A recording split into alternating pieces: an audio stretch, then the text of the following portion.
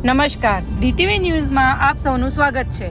ઝાલોદ પ્રાંત કચેરી ખાતે ડોમેસ્ટિક એરપોર્ટના નામે ગરીબોની જમીન વિહોણા કરવાનો આરોપ લગાવતા કોંગ્રેસ અને આમ આદમી પાર્ટી દ્વારા આવેદનપત્ર આપવામાં આવ્યું। વિકાસના નામે ખેડૂતોનું વિનાશ થતું હોવાનું કોંગ્રેસ દ્વારા આક્ષેપ કરવામાં આવ્યું છે।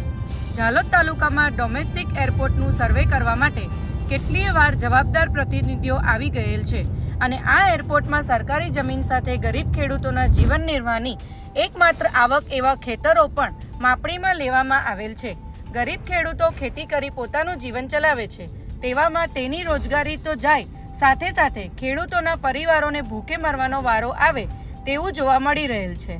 હાલ જ ઝાલોદ તાલુકામાંથી દિલ્હી કોરિડોર હાઈવે બની રહેલ છે, તેમાં પણ અહીંયા વસતા ખેડૂતોની જમીન ગયેલ છે અને આ શાહી સુકાય તે પહેલા ડોમેસ્ટિક એરપોર્ટ હવે ગરીબ ખેડૂત કરે તો શું કરે?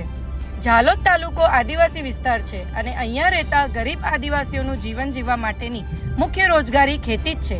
આદિવાસી પ્રજાને વર્ષોથી જળ, જંગલ અને જમીનના મૂળ માલિક ગણવામાં આવે છે, તેવામાં આદિવાસી પ્રજાની પોતાની જમીન અને જંગલની જે જમીન એરપોર્ટ માટે સર્વેમાં લીધેલ છે તે આપવા ગરીબ ખેડૂતો તૈયાર નથી। જંગલની જમીનમાં તેમના ઢોર ઢાંખર ચરાવે છે અને તેથી તેઓ પશુપાલન કરી દૂધ વેચીને પણ રોજગારી મેળવે છે। બેરોજગારીના ભય હેઠળ ગરીબ આદિવાસી પરિવારોને તેમના પરિવારના ભવિષ્યની ચિંતા થવા લાગી છે। કોંગ્રેસ દ્વારા આક્ષેપ લગાવવામાં આવેલ છે કે સરકાર દ્વારા ગરીબ આદિવાસી પ્રજાની જમીનો કાલી જળાશય યોજના અંતર્ગત જમીન છીનવી, નેશનલ કોરિડોરના નામે જમીન છીનવી, એરપોર્ટ બનાવવા માટે જમીન જવાનો ડર, આદિવાસી પ્રજા જે જંગલ વાપરે છે તે જતું રહે તો પશુપાલન ઉદ્યોગ ખતમ થવાનો ડર, આ બધું એક જ વિસ્તારમાં કેમ? અહીંની ગરીબ આદિવાસી પ્રજા અભણ અને ગરીબ છે એટલે?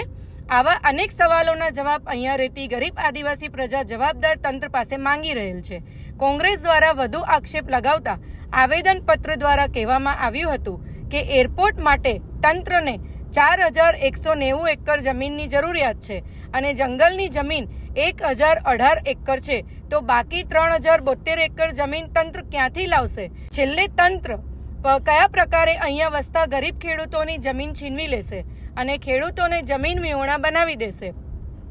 તંત્ર જે વિકાસ કરવા જઈ રહેલ છે તેમાં ગરીબ પ્રજાનું વિનાશ થવાનું છે અને ગરીબ પ્રજાને સીધો ફટકો તેમના રોજગાર પર થવાનો છે। કોંગ્રેસ પૂર્ણ સમર્થન સાથે આદિવાસી પ્રજા સાથે તેમની જમીન ન જાય તેની લડત લડવા માટે ખેડૂતો સાથે ઊભી રહેવા માટે આજરોજ ખેડૂતો સાથે ઝાલોદ પ્રાંત કચેરી માટે ઉમટી પડી હતી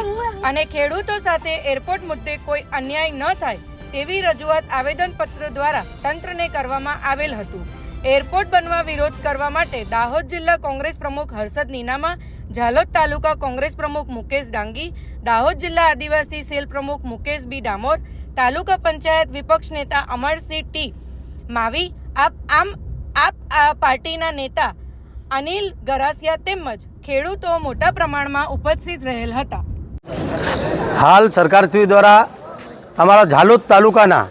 5 ગામોમાંથી જે ડોમેસ્ટિક એરપોર્ટ મંજૂર કરવાનું નક્કી કર્યું છે, એના અંતર્ગત આજે અમે દાહોદ જિલ્લાના આગેવાનો પ્રાંત અધિકારી શ્રી ઝાલોદને આવેદનપત્ર આપવામાં આવ્યા છે અને આવેદન મારફત અમે પ્રાંત અધિકારીશ્રીને વિનંતી કરી છે કે સાહેબ સૌપ્રથમ માછણ નાળા જળાશય યોજના અંતર્ગત અમારા ગરીબ આદિવાસીઓની જમીન છીનવી લેવામાં આવી। એમાં જે અમારા ખેડૂતો હતા એ આજ દિન સુધી જમીન અને એના જમીનના વળતર માટે વલખા મારી રહ્યા છે। તે ઓછું હોય તેમ જે આજે અસરગ્રસ્ત થવા જઈ રહ્યા છે 5 ગામોમાંથી કાલી ટુ જળાશય યોજના અંતર્ગત અમારા ગરીબ આદિવાસી ખેડૂતોની જમીન સેંકડો એકર છીનવી લેવામાં આવી। એમાંથી પણ આજ દિન સુધી અમારા ખેડૂતોને એક ટીપું પણ સિંચાઈ માટે પાણી આપવામાં આવ્યું નથી અને તે ઓછું હોય તેમ ઉદ્યોગપતિઓને માલેતુજારોને ખુશ કરવા માટે દિલ્હીથી બોમ્બે નેશનલ કોરિડોર હાઈવે જે પસાર કરવામાં આવ્યો એમાં અમારા ઝાલોદ તાલુકાના 14 ગામોના ગરીબ આદિવાસીઓની જમીન બિલકુલ સસ્તા ભાવે છીનવી લેવામાં આવી અને આ હાઈવેનું કામ કરતા જે અમારી મૂળભૂત સુવિધાઓ છીનવાઈ ગઈ એના માટે અમારા ખેડૂતો છેલ્લા 3 વર્ષથી લડાઈ લડતા જઈને આવ્યા, પણ આજ સુધી એનું જરાય ઠેકાણું નથી અને પડતામાં પાટું હોય એમ ફરીથી ડોમેસ્ટિક એરપોર્ટ મંજૂર કરી અને અમારા ગરીબ આદિવાસીઓને આ સરકાર દ્વારા જાણે કે ઝાલોદ તાલુકાના આદિવાસી ખેડૂતોનો ખાત્મો જ કરી દેવાનો હોય એ અંતર્ગત વારંવાર વિકાસના નામે જમીન છીનવી લઈ અમારા ગરીબોનો વિનાશ કરવામાં આવી રહ્યો છે। એ માટે આજરોજ અમે પ્રાંત અધિકારી શ્રી ઝાલોદને આવેદનપત્ર આપવા માટે આવ્યા છીએ અને આવેદન મારફત અમે સરકારશ્રીને વિનંતી કરીએ છીએ કે અમારા અનુસૂચિત 5 વિસ્તારમાં જ્યાં સુધી અમારો ખેડૂત પોતાની સંમતિ ના આપે ત્યાં સુધી આપ જમીન છીનવી શકતા નથી, પરંતુ વિકાસના નામે વિનાશ કરવા માટે કટિબદ્ધ બનેલી આ સરકાર દ્વારા અમારા ગરીબ આદિવાસીઓના બાળકોના ભવિષ્યની ચિંતા કર્યા વગર આ જમીન છીનવી લઈ અમારી જે રૂઢી અને પ્રણાલી છે એને તોડી નાખી આદિકાળથી અમે જે સંયુક્ત પરિવારમાં રહેતા જેને આવ્યા છે એ સંયુક્ત પરિવારોને વેરવિખેર કરવાના બદ ઇરાદાથી અમારી જે જમીન છીનવી લેવા માંગી રહી છે. અને હાલ અમારા ખેડૂતોને લોલીપોપ આપી ફક્ત જંગલની જમીન સર્વે કરવા માટે એમના તંત્રના માણસો આવ્યા અને 1018 એકર જમીન સર્વે કરી, પરંતુ આ એરપોર્ટની અંદર 4190 એકર જમીન જો